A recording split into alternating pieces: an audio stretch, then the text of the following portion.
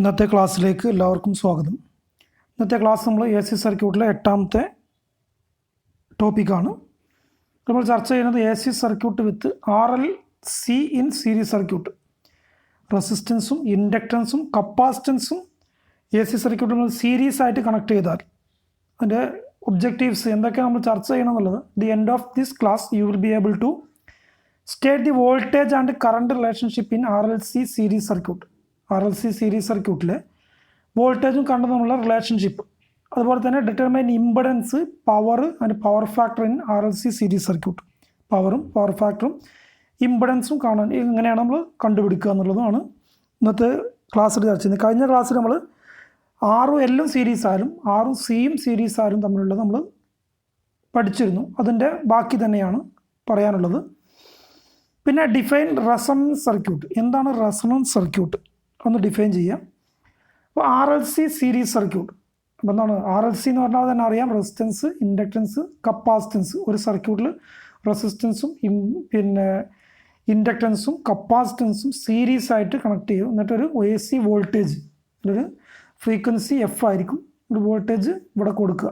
അങ്ങനെയാണെങ്കിൽ അതിന് നമ്മൾ RLC സീരീസ് സർക്യൂട്ട്. ഇവിടെ റെസിസ്റ്റൻസ് ഉണ്ട്, ഇൻഡക്റ്റൻസ് ഉണ്ട്, കപ്പാസിറ്റൻസ് ഉണ്ട്, സീരീസ് ആയിട്ടാണ് കണക്ട് ചെയ്തത്. അപ്പോൾ ഇതിലൂടെ കറണ്ട് അല്ലേ, എല്ലാ ആറിലൂടെയും എല്ലിലൂടെയൊക്കെ ഉള്ള കറണ്ട് സെയിം ആയിരിക്കും, ഒറ്റ പാത്തുള്ളൂ. കറണ്ട് സെയിം ആയിരിക്കും, ഓരോന്നിനിടയ്ക്കുള്ള വോൾട്ടേജ് ഡിഫറെൻ്റ് ആയിരിക്കും. ഇപ്പോൾ ഇവിടെ എന്താണ് നമ്മൾ കഴിഞ്ഞ ക്ലാസ്സിലൊക്കെ പഠിച്ചാണ്, എന്താണ് റെസിസ്റ്റൻസ് അല്ലേ, ഈ റെസിസ്റ്ററിൻ്റെ ഇടയ്ക്കുള്ള കറണ്ടും വോൾട്ടേജും തമ്മിൽ എന്തായിരിക്കും, ഇൻഫേസ് ആയിരിക്കും. വോൾട്ടേജും കറണ്ടും ഇൻഫേസ് ആയിരിക്കും. എന്നാൽ ഇൻഡക്റ്റൻസിൻ്റെ ആണെങ്കിൽ ലാഗിങ് ആയിരിക്കും, കറണ്ടിനെ ലാഗ് ചെയ്യും. കറണ്ടിന് പിന്നെ വോൾട്ടേജ് ലാഗ് ചെയ്യായിരിക്കും ഇൻഡക്റ്റൻസിൽ ചെയ്യുക. എന്നാൽ കപ്പാസിറ്റൻസിലാണെങ്കിലോ കറണ്ടിനെ ലീഡ് ചെയ്യാണ് ചെയ്യുക. വോൾട്ടേജ് കറണ്ടിനെ ലീഡ് ചെയ്യും. അപ്പോൾ ആ ചിത്രമാണ് ഇവിടെ ഒരുമിച്ച് വരച്ചത്. ഇനി ഇതിൻ്റെ പിന്നെ ടോട്ടൽ നമ്മൾ കാണണമെങ്കിൽ അല്ലേ, വോൾട്ടേജ് ഇവിടെ നോക്കുക, പിന്നെ VL = I × XL അല്ലേ. ഇതിൽ പിന്നെ ഇവിടെ ഒരു വോൾട്ടേജ് ഡ്രോപ്പ് ഉണ്ടാവും, അതുപോലെ തന്നെ ഇൻഡക്റ്റൻസിനടക്കം ഒരു വോൾട്ടേജ് ഡ്രോപ്പ് ഉണ്ടാവും, കപ്പാസിറ്ററിനർക്ക് ഒരു വോൾട്ടേജ് ഡ്രോപ്പ് ഉണ്ടാവും. അത് കണ്ടുപിടിക്കാൻ പിന്നെ ഇതിലൂടെ ഒഴുകുന്ന കറണ്ട് ഇൻറ്റു അവിടെ ഉണ്ടാവുന്ന വോൾട്ടേജ് ഡ്രോപ്പ്. ഇവിടെ ഒഴുകുന്ന കറണ്ട് എന്ന് പറഞ്ഞാൽ I, ഇവിടെ ഉണ്ടാവുന്ന വോൾട്ടേജ് ഡ്രോപ്പ് എന്ന് പറഞ്ഞാൽ VR അല്ലേ, R. ഇത് ഇവിടെ R ആണ്. അപ്പോൾ I × R, I ഇൻറ്റു എന്ന് പറഞ്ഞാൽ VR = I × R വെച്ച് നമുക്ക് വോൾട്ടേജ് ഡ്രോപ്പ് കണ്ടുപിടിക്കാം. എന്നാൽ ഇവിടെ ഉണ്ടാവുന്ന വോൾട്ടേജ് ഡ്രോപ്പോ ഇവിടെ ഇൻഡക്റ്റൻസ് ആണ്. ഇൻഡക്റ്റൻസിന് ഇൻഡക്റ്റീവ് റിയാക്റ്റൻസ് XL ആണുള്ളത്. അപ്പോൾ I × XL കണ്ടാൽ നമുക്ക് VL = I × XL കണ്ടാൽ നമുക്ക് കിട്ടും. എന്നാൽ ഇവിടെ ഉണ്ടാവുന്ന വോൾട്ടേജ് ഡ്രോപ്പ് ആണെങ്കിൽ ഇതിലൂടെ ഒഴുകുന്ന കറണ്ടും, കപ്പാസിറ്റർ ആയതുകൊണ്ട് കപ്പാസിറ്റീവ് റിയാക്റ്റൻസ് ആണ് ഇവിടെ ഉണ്ടാവുന്ന ഒപ്പോസിഷൻ. അപ്പോൾ ആ opposition I × XC, VC = I × XC കണ്ടാൽ നമുക്ക് ഇവിടെ ഉണ്ടാകുന്ന വോൾട്ടേജ് ഡ്രോപ്പും കാണാൻ പറ്റും.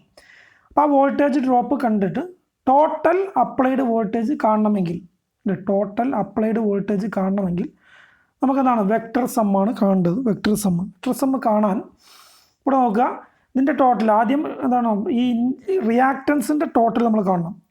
റിയാക്റ്റൻസ് എന്ന് പറഞ്ഞാൽ ഇൻഡക്റ്റീവ് റിയാക്റ്റൻസും കപ്പാസിറ്റീവ് റിയാക്റ്റൻസും അവിടെ ഉണ്ടാകുന്ന വോൾട്ടേജ് ഡ്രോപ്പിൻ്റെ ടോട്ടൽ. അതെന്ന് പറഞ്ഞത് ഏതാണോ വലുത്, VL - VC. ഇവിടെ വലുത്, ഇവിടെ നോക്കുക, ഇവിടുന്ന് ഏറ്റവും വലുത് അതാണ്. ഇവിടെ VL ആണ് വലുത്, ഇവിടുത്തെ VC ചെറുതാണ്. അതുകൊണ്ട് VL - VC ആണ്. ഇനി VC ആണ് വലുതെങ്കിൽ എന്തായിരിക്കും, VC - VL ആയിരിക്കും. ഇത് നേരെ ഇപ്പുറത്തേക്ക് വരും. അതാണ് അടുത്ത് നമ്മൾ പറയണത്. If the XL is greater than XC, XL ആണ് XCയേക്കാൾ വലുതെങ്കിൽ ഇത് current in the circuit lags behind, അവിടെ ആയിരിക്കും ഏറ്റവും കൂടുതൽ, XL-ലായിരിക്കും ഏറ്റവും കൂടുതൽ വോൾട്ടേജ് ഡ്രോപ്പ് ഉണ്ടാകുക. അപ്പോൾ എന്താണ്, current lags behind the voltage by some angle. കുറച്ച് നമുക്ക് ടോട്ടൽ വോൾട്ടേജ് എന്ന് പറഞ്ഞാൽ എന്തായിരിക്കും, ലാഗിങ് ആയിരിക്കും. എന്നാൽ XC ആണ് ഇവിടെ എന്താണ്, ഇവിടെ വലുത് എന്നാണ്. ഇവിടെ വോൾട്ടേജ് ഇവിടെ പിന്നെ XL ആണ് വലുത്. XL ആകുമ്പോഴാണ് ഇൻഡക്റ്റൻസിൻ്റെ വോൾട്ടേജ് ഡ്രോപ്പ് ഏറ്റവും കൂടുതൽ ഉണ്ടാകുക. ഏറ്റവും പിന്നെ കൂടുതൽ റെസിസ്റ്റൻസ് അല്ലെങ്കിൽ ഒപ്പോസിഷനുള്ള സ്ഥലത്തായിരിക്കും. ഇവിടെ ഒപ്പോസിഷൻ കൂടുതൽ എന്ന് പറഞ്ഞാൽ XL ആണ്. XL ആകുമ്പോൾ നമുക്കെന്താണ്, ടോട്ടൽ വോൾട്ടേജ് ഡ്രോപ്പ് നമ്മൾ പിന്നെ അപ്ലൈഡ് വോൾട്ടേജ് എന്താണ് കറണ്ടിന് ലാഗിങ് ആയിരിക്കും, ചെറിയ എമൗണ്ട് ലാഗിങ് ആയിരിക്കും, 90 ഡിഗ്രി ഒന്നും ഉണ്ടാവില്ല, അല്ലെങ്കിൽ ലാഗിങ് ആയിരിക്കും. എന്നാൽ എക്സി ആണ് പിന്നെ എക്സലിനേക്കാൾ വലുതെങ്കിൽ current leads the voltage by some angle, current lead ചെയ്യാണ് ചെയ്യുക. അപ്പോൾ ഇങ്ങനെ ഇങ്ങോട്ടായിരിക്കും വരിക. അപ്പോൾ V C minus V L എന്നായിരിക്കും വരിക. ഇവിടേക്കായിരിക്കും നമുക്ക് എന്ത് ചെയ്യുക, ലീഡ് ചെയ്യായിരിക്കും ചെയ്യാം, വോൾട്ടേജ് ലീഡ് ചെയ്യായിരിക്കും ചെയ്യാം. എന്ത് എക്സി ഗ്രേറ്റർ ദാൻ എക്സൽ ആണെങ്കിൽ കറണ്ട് ലീഡ് ചെയ്യും. അപ്പോൾ അതൊന്ന് ശ്രദ്ധിക്കണം. ഇനി നോക്കുക, നമുക്കിവിടെ നമ്മൾ പറഞ്ഞ കാര്യങ്ങളാണ്. വി ആർ കാണാൻ ഇവിടെ ഉണ്ടാണ് വോൾട്ടേജ് ഡ്രോപ്പ് കാണാൻ, അതാണ് വോൾട്ടേജ് ഡ്രോപ്പ് അക്രോസ് ആർ. അത് ഇൻഫേസ് വിത്ത് ഐ ആയിരിക്കും, ഇൻഫേസ് ആയിരിക്കും. അത് കാണാൻ ഐ ഇൻറ്റു ആർ ആണ്. എന്നാൽ ഇൻഡക്റ്റൻസിൻ്റെ വോൾട്ടേജ് ഡ്രോപ്പ് കാണാൻ അവിടെയുള്ള ഒപ്പോസിഷൻ എക്സ് എൽ ആണ്. അപ്പോൾ ഐ ഇൻറ്റു എക്സ് എൽ ആണ്. അത് വോൾട്ടേജ് ഡ്രോപ്പ് അക്രോസ് എൽ. അത് എക്സ് എൽ ആകുമ്പം ലാഗിങ് ആയിരിക്കും, 90 ഡിഗ്രി ലാഗിങ് ആയിരിക്കും. എന്നാൽ ഇവിടെ പിന്നെ എഴുതിയ തെറ്റിയിട്ടുണ്ട്, ലീഡിങ് എഴുതിയതും പിന്നെ ലാഗിങ് ആണ്, ഇവിടെ ലീഡിങ്ങും ആണ്. ഇവിടെ എക്സ് സി ആണ്, എക്സ് സി കാണണമെങ്കിൽ I into X C voltage drop across capacitor. അത് കാണാൻ V C equal to I into X C ആണ്. ഐ ഇൻറ്റു എക്സ് സി എന്താണ്, അതായത് ലീഡിങ് ബിയൻ 90 ഡിഗ്രി ലീഡിങ് ആയിരിക്കും ഉണ്ടാവുക കപ്പാസിറ്റർ ഉണ്ടാകുമ്പോൾ. ഇനി അപ്ലൈഡ് വോൾട്ടേജ് കാണാൻ അല്ലേ, അപ്ലൈഡ് വോൾട്ടേജ് അക്രോസ് സർക്യൂട്ട്, അത് ഐ ഇൻറ്റു ഇസഡ് ആണ് വരിക. And is the vector sum of V R V L and V C. ഇതിൻ്റെ മൂന്നിൻ്റെയും കൂടി V R V L V സിൻ്റെ മൂന്നിൻ്റെയും കൂടി വെക്ടർ സം ആയിരിക്കും നമുക്ക് പിന്നെ വെക്ടർ സം കണ്ടാലേ നമുക്ക് എന്ത് കിട്ടുള്ളൂ, അപ്ലൈഡ് വോൾട്ടേജ് കിട്ടുള്ളൂ. അങ്ങനെ അപ്ലൈഡ് വോൾട്ടേജ് കാണാനുള്ള ഇക്വേഷൻ നമ്മൾ കഴിഞ്ഞ ക്ലാസ്സിൽ പറഞ്ഞ ഡെറിവേഷൻ നമ്മൾ ഇവിടെ പറയുന്നില്ല. എന്താണ് V C equal to V R square plus V L minus V C whole square. ഇവിടെ കഴിഞ്ഞ ക്ലാസ്സിൽ നമ്മൾ ഇൻഡക്റ്റൻസും പിന്നെ റെസിസ്റ്റൻസും മാത്രമുള്ളപ്പം V C equal to root of V R square plus V L square മാത്രമായിരുന്നു. ഇവിടെ എന്താണ് രണ്ടും കൂടി ഉള്ളതുകൊണ്ട് പിന്നെ റിയാക്റ്റൻസിൽ കപ്പാസിറ്റീവ് റിയാക്റ്റൻസും ഉണ്ട്, ഇൻഡക്റ്റീവ് റിയാക്റ്റൻസും ഉണ്ട്. അതുകൊണ്ട് അതിൻ്റെ ഡിഫറൻസ് എടുത്തിട്ട് അതിൻ്റെ ഡിഫറൻസ് ആണ് V L minus V C. ഏതാണോ വലുത് അതാണ് ആദ്യം വരിക, അല്ലെങ്കിൽ V C minus V L വരും, അതിൻ്റെ ഹോൾ സ്ക്വയർ. അപ്പോൾ V C equal to root of V R square plus V L minus V C whole square എന്നുള്ളതാണ് അപ്ലൈഡ് വോൾട്ടേജ് കാണാനുള്ള ഇക്വേഷൻ. ഇനി അടുത്തതായിട്ട് നമുക്ക് എന്ത് കാണണം, ഇമ്പിഡൻസ് കാണണം അല്ലേ. ഇതിൻ്റെ ഇമ്പിഡൻസ് കാണണമെങ്കിൽ ഇനി X L is equal to X L കാണാനുള്ള ഇക്വേഷൻ നമുക്കറിയാം 2πfl ആണ്, ഓർ ഒമേഗ എൽ. ഒമേഗ എന്നുള്ളതിൻ്റെ ഒമേഗ എന്ന് പറഞ്ഞാൽ 2πf ആണ് ഇൻറ്റു എൽ, അങ്ങനെയും കാണാം. അപ്പോൾ എക്സ് എൽ കാണാൻ ഇൻഡക്റ്റീവ് റിയാക്ടൻസ് കാണാനുള്ള എക്സ് എൽ സീക്വൽ 2πfl ആണ്. എക്സ് സി ആണെങ്കിലോ കപ്പാസിറ്റീവ് റിയാക്ടൻസ് ആണ്, X C is equal to 1/2πfc ആണ്, അത് നമുക്കറിയാം. അത് 1/ωc എന്നും കാണാം. ഒമേഗൻ്റെ വാല്യൂ 2πf ആണ്. അപ്പോൾ അങ്ങനെയും വേണമെങ്കിൽ കാണാം. പിന്നെന്താണ്, അപ്പോൾ total reactance is found by taking the difference of inductive and capacitive reactance. നമുക്ക് ടോട്ടൽ റിയാക്ടൻസ് നേരത്തെ വോൾട്ടേജ് കണ്ടതുപോലെ തന്നെ വോൾട്ടേജ് കാണാൻ എന്താണ്, നമ്മൾ രണ്ടിൻ്റെയും ഡിഫറൻസ് എടുത്തതിന് V L minus V C എടുത്തതുപോലെ ഇവിടെയും ഇൻഡക്റ്റീവ് റിയാക്ടൻസിൻ്റെയും കപ്പാസിറ്റീവ് റിയാക്ടൻസിൻ്റെയും കൂടിയും ഡിഫറൻസ് എടുക്കുകയാണ് വേണ്ടത്. Total reactance X is equal to X L minus X C. Total reactance കാണാൻ X L minus X C ഏതാണോ വലുത് അതാണ് ആദ്യം വരിക. X C minus X L വരും. എക്സ് സി ആണ് വലുതെങ്കിൽ X C minus X L വരും. അങ്ങനെയാണ് ടോട്ടൽ റിയാക്ടൻസ്. അപ്പോൾ നമുക്ക് ടോട്ടൽ ഒപ്പോസിഷൻ അല്ലേ, അതിനെ നമ്മൾ ഇമ്പിഡൻസ് എന്ന് പറയും. എ സി സർക്യൂട്ടിൽ ടോട്ടൽ ഒപ്പോസിഷനെ നമ്മൾ ഇമ്പിഡൻസ് എന്ന് പറയും. ഇമ്പിഡൻസ് കാണാനുള്ള equation Z is equal to root of R square plus X L minus X C whole square. നമ്മൾ root of R square plus X square ആണ്. എക്സ് എന്ന് പറഞ്ഞത് റിയാക്ടൻസ് ആണ്. റിയാക്ടൻസ് എന്ന് പറഞ്ഞത് എന്താണ്, രണ്ടും ഉണ്ട് ഇവിടെ, കപ്പാസിറ്റീവ് റിയാക്ടൻസും ഇൻഡക്റ്റീവ് റിയാക്ടൻസും ഉണ്ട്. അതുകൊണ്ട് X L minus X C whole square ആണ് വരിക.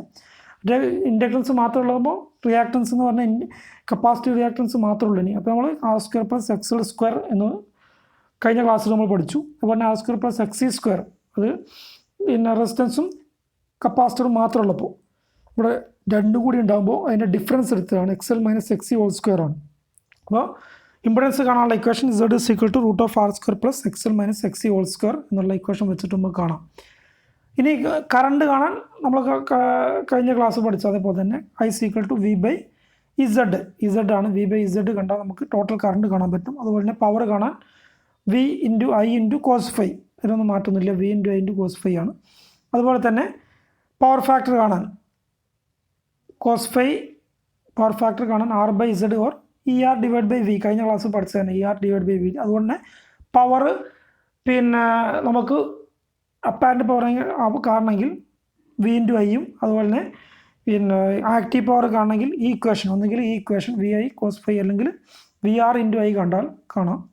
അതുപോലെ തന്നെ പിന്നെ റിയാക്റ്റീവ് പവർ കാണണമെങ്കിൽ X L minus X C എന്നുള്ളത് ആ V L minus V C എന്നുള്ള ഇത് വെച്ചിട്ട് നമുക്ക് കാണാൻ പറ്റും, ഇൻറ്റു വെച്ചിട്ട് നമുക്ക് കാണാൻ പറ്റും. അപ്പോൾ ഈ കാര്യങ്ങളൊന്ന് ഓർത്ത് വെക്കുക. അപ്പോൾ പവർ കാണാൻ V into I into cos phi, power factor കാണാൻ ആർ ബൈ ഇസഡ്, ഇത്രയെങ്കിലും ഓർത്ത് വെക്കുക. ഇനി അടുത്തതായിട്ട് ടൈം കോൺസ്റ്റൻറ്റ്, ഈ കപ്പാസിറ്ററിൽ വരുന്നതാണത്. കപ്പാസിറ്ററിൻ്റെ ടൈം കോൺസ്റ്റൻറ്റ് എന്താണെന്നുള്ളതാണ്.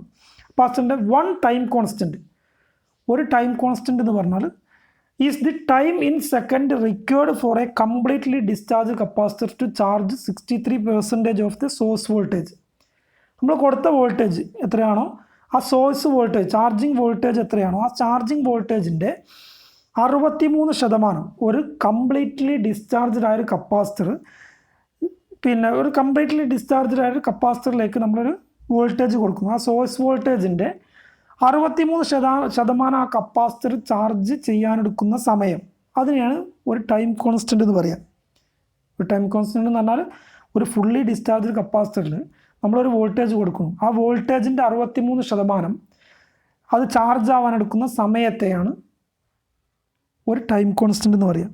അപ്പോൾ നമ്മളെന്താണ്, ഒരു പ്രാവശ്യം ഇത് ചാർജ് ചെയ്യാൻ എടുക്കുന്ന 63% ചാർജ് ചെയ്തെടുക്കുന്ന സമയമാണ് ഒരു ടൈം കോൺസ്റ്റൻറ്റ്. അപ്പോൾ എ സിയിലാകുമ്പോൾ എന്താണ്, ചാർജ് ചെയ്യുന്നു ഡിസ്ചാർജ് ചെയ്യുന്നു, ചാർജ് ചെയ്യുന്നു ഡിസ്ചാർജ് ചെയ്യുന്നു. അപ്പോൾ ഒരു പ്രാവശ്യം ചാർജ് ചെയ്തു, പിന്നെ അടുത്ത പ്രാവശ്യം ചാർജ് ചെയ്യുമ്പോൾ എന്താണ്, രണ്ടാമത്തെ ടൈം കോൺസ്റ്റൻ്റ് ആയിരിക്കും വരിക. അങ്ങനെ പിന്നെയും ഡിസ്ചാർജ് ചെയ്യും, പിന്നെയും ചാർജ് ചെയ്യുമ്പോൾ മൂന്നാമത്തെ ടൈം കോൺസ്റ്റൻറ്റ്. അങ്ങനെ കുറേ ടൈം കോൺസ്റ്റൻറ്റ് ഒരു എ സി സപ്ലൈ ആണെങ്കിൽ ടൈം കോൺസ്റ്റൻറ്റ് കൂടിക്കൊണ്ട് എത്ര നമ്മുടെ ഫ്രീക്വൻസി അതിനനുസരിച്ച് കൂടിക്കൊണ്ടേയിരിക്കും. അപ്പോൾ ടൈം കോൺസ്റ്റൻറ്റ് കാണാനുള്ള ഇക്വേഷൻ ആർ ഇൻറ്റു സി ആണ്. Time constant is equal to R into C. R എന്ന് പറഞ്ഞാൽ ടി എന്ന് പറഞ്ഞത് വൺ ടൈം കോൺസ്റ്റൻ്റ് ആണ്, ഒരു ടൈം കോൺസ്റ്റൻ്റ് ആണ്, പ്രത്യേകം ശ്രദ്ധിക്കണം.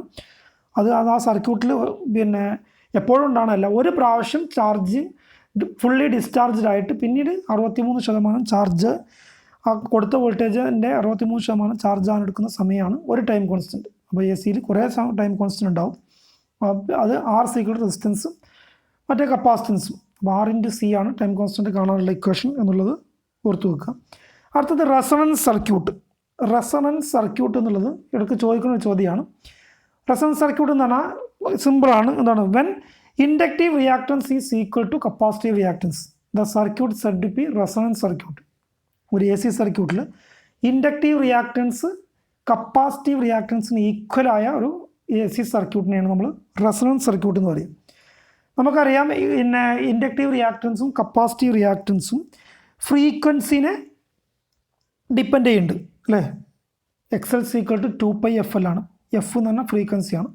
എന്നാൽ കപ്പാസിറ്റീവ് റിയാക്ടൻസ് 1/2πfl ആണ്, എഫ് സി ആണ്. അപ്പോൾ രണ്ടും എന്താണ്, ഒന്ന് ഡയറക്റ്റ്ലി പ്രൊപ്പോർഷനും മറ്റേത് ഇൻഡയറക്റ്റ്ലി പ്രൊപ്പോർഷനുമാണ്.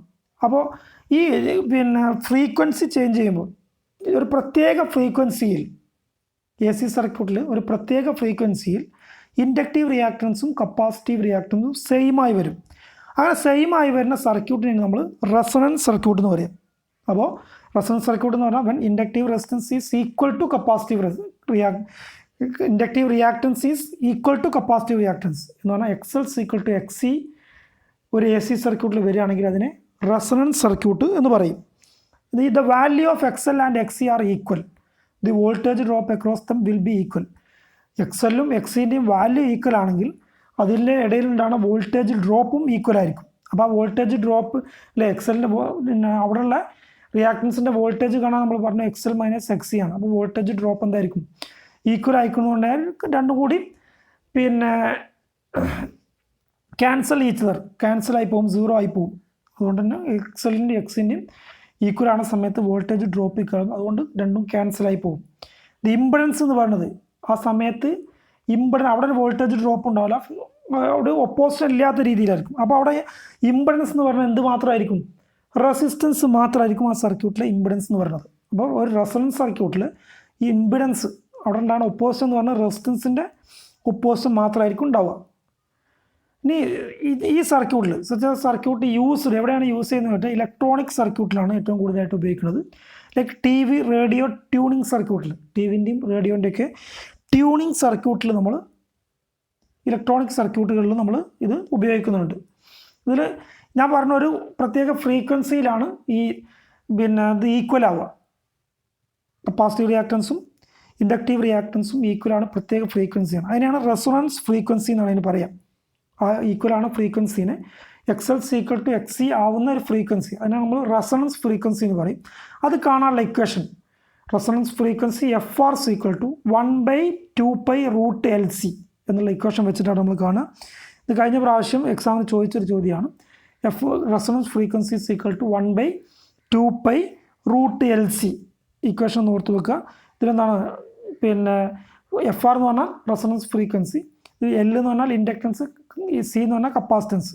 അപ്പോൾ 1/2π√LC എന്നുള്ള ഇക്വേഷൻ വെച്ചിട്ട് നമുക്ക് റെസൊണൻസ് ഫ്രീക്വൻസി കാണാം. എന്താണ് റെസൊണൻസ് ഫ്രീക്വൻസി? XL = XC വരുന്ന ഫ്രീക്വൻസി. ഇൻഡക്റ്റീവ് റിയാക്ടൻസും കപ്പാസിറ്റീവ് റിയാക്ടൻസും ഒരു സർക്യൂട്ടിൽ ഈക്വലായി വരുന്ന ഫ്രീക്വൻസിയാണ് നമ്മൾ റെസൊണൻസ് ഫ്രീക്വൻസി എന്ന് പറയാം. ഇനി രണ്ട് തരത്തിലുണ്ട്. എന്താണ്? Series resonance circuit. നമ്മൾ ഇവിടെ തന്നെ പറഞ്ഞ് അവസാനിപ്പിക്കുകയാണ്. ഇത് കൂടുതലായിട്ട് നമ്മൾ ചർച്ച ചെയ്യണില്ല, പിന്നീട് നിങ്ങൾ കൂടുതലായിട്ട് പഠിക്കുമ്പോൾ അവിടെ പഠിക്കുക. പിന്നെ കൂടുതലായിട്ട് നമ്മളെ ടെക്സ്റ്റിലുണ്ട്, ആ ടെക്സ്റ്റ് നോക്കിയിട്ട് നിങ്ങൾക്ക് പഠിക്കാം. അപ്പോൾ ഇവിടെ സീരീസ് റെസൊണൻസ് സർക്യൂട്ടിലാണെങ്കിൽ current will be maximum. Current അതിലൂടെയാണ് കറണ്ട് മാക്സിമം ആയിരിക്കും. അപ്പോൾ സീരീസ് ആയിട്ടാണ് കൊടുക്കുന്നത്. സീരീസ് ആയിട്ട് സീരീസ് സർക്യൂട്ടിൽ രണ്ട് ഇതും ഇല്ലാതാക്കുമ്പോൾ നമ്മൾക്ക് എന്താണ് റിയാക്ടൻസ് ഇല്ലാതിരിക്കുക എന്ന് പറയുമ്പോൾ റെസിസ്റ്റൻസ് മാത്രമേ അവിടെ ഉണ്ടാവുള്ളൂ. അപ്പോൾ എന്താണ് അതിലുള്ള ഇംപെഡൻസ് എന്ന് പറഞ്ഞ റെസിസ്റ്റൻസ് മാത്രം, ഇംപെഡൻസ് കുറയുമ്പോൾ അതിലുള്ള കറണ്ടിൻ്റെ വാല്യൂ കൂടും, കറണ്ട് കൂടും. Current will be maximum and also called acceptor circuit എന്ന് അതിന് പറയും. സീരീസ് റെസൊണൻസ് സർക്യൂട്ടിൽ കറണ്ട് മാക്സിമം ആയിരിക്കും, ഇംപെഡൻസ് ആണെങ്കിലോ മിനിമം ആയിരിക്കും. ഇത് എക്സാമിന് ചോദിക്കുന്ന ചോദ്യമായതുകൊണ്ടാണ് ഞാൻ ഇവിടെ എടുത്തു പറയുന്നത്. ഇത് PSCക്കും ചോദിക്കാറുണ്ട്. Current will be maximum. Series resonance circuit current maximum ആയിരിക്കും. അതിൻ്റെ കാരണം എന്താ? ഇംപെഡൻസ് മിനിമം ആയിരിക്കും. ആൻഡ് ആൾസോ കാർഡ് ഇതിനെ ആക്സെപ്റ്റർ സർക്യൂട്ട് എന്നുള്ളൊരു പേരിൽ അറിയപ്പെടുന്നുണ്ട്. പിന്നെ എന്താണ്? ഈ സീരീസ് റെസൊണൻസ് സർക്യൂട്ടിൽ can be used. Series resonance circuit നമ്മൾ ഉപയോഗിക്കുന്നത് application where it is required to select a desired frequency. ഒരു പ്രത്യേക ഫ്രീക്വൻസി നമ്മൾ സെലക്ട് ചെയ്യാനും വേണ്ടി ഉള്ള ആവശ്യങ്ങൾക്കാണ് നമ്മൾ ഇത് ഉപയോഗിക്കുന്നത്. One such application is radio റിസീവറിൽ.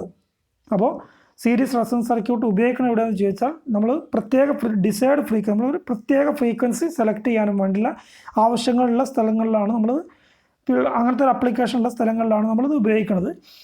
അതിൻ്റെ ഉദാഹരണം എന്താണ്? റേഡിയോ റിസീവറാണ്. ഇനി പാരലൽ റെസൊണൻസ് സർക്യൂട്ട് നമ്മളിവിടെ പറഞ്ഞ് അവസാനിപ്പിക്കുകയാണ്. പാരലൽ റെസൊണൻസ് സർക്യൂട്ടാണ് ഇതിൻ്റെ നേരെ വിപരീതമാണ്. Current will be minimum. Current minimum ആയിരിക്കും. Impedance is maximum. Current minimum ആയിരിക്കും എടുക്കുക. ഇംപെഡൻസ് മാക്സിമം ഉണ്ടാവും. ഇംപെഡൻസ് മാക്സിമമാണ്. അതെങ്ങനെയാണെന്നുള്ളതൊക്കെ പിന്നീട് നിങ്ങൾ കൂടുതൽ പഠിക്കുക, അല്ലെങ്കിൽ ടെക്സ്റ്റ് നോക്കി പഠിക്കുക. കൂടുതലായിട്ട് ഇവിടെ ചർച്ച ചെയ്യുന്നില്ല. അപ്പോൾ കറണ്ട് പാരലൽ റെസൊണൻസ് സർക്യൂട്ടിൽ കറണ്ട് മിനിമം ആയിരിക്കും, ഇംപെഡൻസ് മാക്സിമം ആയിരിക്കും എന്നുള്ളത് എപ്പോഴും ചോദിക്കുന്നൊരു ചോദ്യമാണ്. പിന്നെ ഈ പാരലൽ റെസൊണൻസ് സർക്യൂട്ട് ഉപയോഗിക്കുന്നത് സർക്യൂട്ടോ ടാങ്ക് സർക്യൂട്ട് എന്നതിന് പേരും പറയും. Commonly used in almost all high frequency circuit. അല്ല, ഹൈ ഫ്രീക്വൻസി സർക്യൂട്ടിൽ ഉപയോഗിക്കുന്ന പാരലൽ റെസൊണൻസ് സർക്യൂട്ട് ഉപയോഗിക്കുന്നത് ഹൈ ഫ്രീക്വൻസി സർക്യൂട്ടുകളാണ്, അല്ലെങ്കിൽ ടാങ്ക് സർക്യൂട്ട് എന്നും പറയും. ആക്സെപ്റ്റർ സർക്യൂട്ട് എന്ന് സീരീസ് റെസൊണൻസിനെ പറഞ്ഞതുപോലെ ഇവിടെ ടാങ്ക് സർക്യൂട്ട് എന്ന് പാരലൽ റെസൊണൻസ് സർക്യൂട്ടിനെയും പറയും. അപ്പോൾ ഈ കാര്യം ഒന്ന് ഓർത്ത് വെക്കുക. അപ്പോൾ ഇതിൻ്റെ ഒരു കമ്പാരിസൺ എന്താണ്? സീരീസ് സർക്യൂട്ടും പാരലൽ സർക്യൂട്ടിലെയും റെസൊണൻസിൻ്റെ റെസൊണൻസ് ഫ്രീക്വൻസി ഉള്ള സമയത്തുള്ള കമ്പാരിസൺ മാത്രമേ ഇവിടെ കൊടുത്തിട്ടുള്ളൂ. ബാക്കിയുള്ളതൊക്കെ ടെക്സ്റ്റിൽ നോക്കി പഠിക്കുക. അപ്പോൾ റെസൊണൻസ് ഫ്രീക്വൻസി കാണാനുള്ള ഇക്വേഷൻ രണ്ടിലും സെയിം ആണ്. 1/2π√LC ആണ്. റിയാക്റ്റൻസ് രണ്ടിലും ഒരുപോലെ തരും. XL = XC ഉണ്ടാകുന്ന സമയത്താണ് അല്ലേ, അതിനാണ് റെസൊണൻസ് ഫ്രീക്വൻസി എന്ന് പറയുക. ഇംപെഡൻസ് ഇതിൽ എന്താണ്? സീരീസ് സർക്യൂട്ടിൽ മിനിമം ആയിരിക്കും, പിന്നെ പാരലൽ സർക്യൂട്ടിൽ മാക്സിമം ആയിരിക്കും. മീൻസ് കാണാനുള്ള Z = R ആയിരിക്കും. ഇവിടെ Z = L/CR എന്നുള്ള L/CR എന്നായിരിക്കും വരിക. അത് 1/R1 + 1/R2 എന്നുള്ളതാണല്ലോ വരിക. അങ്ങനെ ആകുമ്പോഴാണ് ഇത് മാക്സിമം വരുന്നത്. പിന്നെ കറണ്ട് ആണെങ്കിൽ ഇതിൽ മാക്സിമം ആയിരിക്കും, മറ്റേതിൽ മിനിമം ആയിരിക്കും. മാക്സിമം ആയിരിക്കും, ഇതിൽ മിനിമം, പിന്നെ പാരലൽ സർക്യൂട്ടാണ് മിനിമം ആയിരിക്കും. പിന്നെ രണ്ട് സാധനം കൂടി പറയുന്നുണ്ട്, ക്വാളിറ്റി ഫാക്ടർ. അത് കാണാനുള്ള ഇക്വേഷൻ XL/R, രണ്ടിലും XL/R ആണ്. ബാൻഡ് വിഡ്ത്ത് കാണാനുള്ള XL/R തന്നെയാണ് രണ്ടിലും. ഇത്രയും കാര്യങ്ങളൊന്ന് ഓർത്ത് വെക്കുക. അപ്പോൾ ഇന്നത്തെ ക്ലാസ്സിൽ നമ്മൾ ചർച്ച ചെയ്തത് ഒന്ന് RLC സീരീസ് സർക്യൂട്ടിലെ കറണ്ടും വോൾട്ടേജും തമ്മിലുള്ള റിലേഷൻസ് ചർച്ച ചെയ്തു. അതുപോലെ തന്നെ RLC സീരീസ് സർക്യൂട്ടിലെ ഇമ്പിഡൻസ് കാണാൻ, അതുപോലെ തന്നെ പവർ കാണാൻ, പവർ ഫാക്ടർ കാണാനുള്ള കാര്യങ്ങൾ നമ്മൾ ചർച്ച ചെയ്തു. പിന്നെ റെസൊണൻസ് സർക്യൂട്ട് എന്താണ്, അതിൽ അതിൻ്റെ റെസൊണൻസ് ഫ്രീക്വൻസി കാണാനുള്ള ഇക്വേഷൻ, പിന്നെ പാരലൽ റെസൊണൻസ് സർക്യൂട്ടും സീരീസ് റെസൊണൻസ് സർക്യൂട്ടിൽ ഇമ്പോർട്ടൻ്റ് ആയിട്ടുള്ള കാര്യങ്ങൾ നമ്മൾ ചർച്ച ചെയ്തു. അപ്പോൾ എല്ലാവരും ഇത് കണ്ട് മനസ്സിലാക്കി പഠിക്കുക. അടുത്ത ക്ലാസ് AC പാരലൽ സർക്യൂട്ട്, ഈ പിന്നെ എന്താണ് സീരീസ് സർക്യൂട്ടിൻ്റെ നേരെ വിപരീതമാണ്. അപ്പോൾ ഒറ്റ ക്ലാസ്സിൽ നമ്മൾ പറഞ്ഞ് അവസാനിപ്പിക്കും. എങ്ങനെ ഇതിൻ്റെ നേരെ വിപരീതം, നമ്മളിപ്പോൾ ഈ സീരീസ് സർക്യൂട്ടിൽ എന്താ പറയുക, കറണ്ടാണ് സെയിം ഉണ്ടാവുക അല്ലേ, വോൾട്ടേജ് ഓരോന്നിനും വോൾട്ടേജ് ഡ്രോപ്പ് വ്യത്യസ്തമായിരിക്കും. എന്നാൽ പാരലൽ സർക്യൂട്ടാണെങ്കിൽ വോൾട്ടേജ് എല്ലാത്തിലും സെയിം ആയിരിക്കും, കറണ്ട് ആയിരിക്കും ഡിഫറൻസ്. അപ്പോൾ അതിന് എങ്ങനെയായിരിക്കും ഇതിലുള്ള ഇക്വേഷൻ മാറാമെന്നുള്ളത് മാത്രം പറഞ്ഞ് നമ്മൾ അവസാനിപ്പിക്കും. അപ്പോൾ എല്ലാവരും ഈ ക്ലാസ് കേട്ടിട്ട് പിന്നെ മനസ്സിലാക്കി പഠിക്കുക. എല്ലാവർക്കും നന്ദി.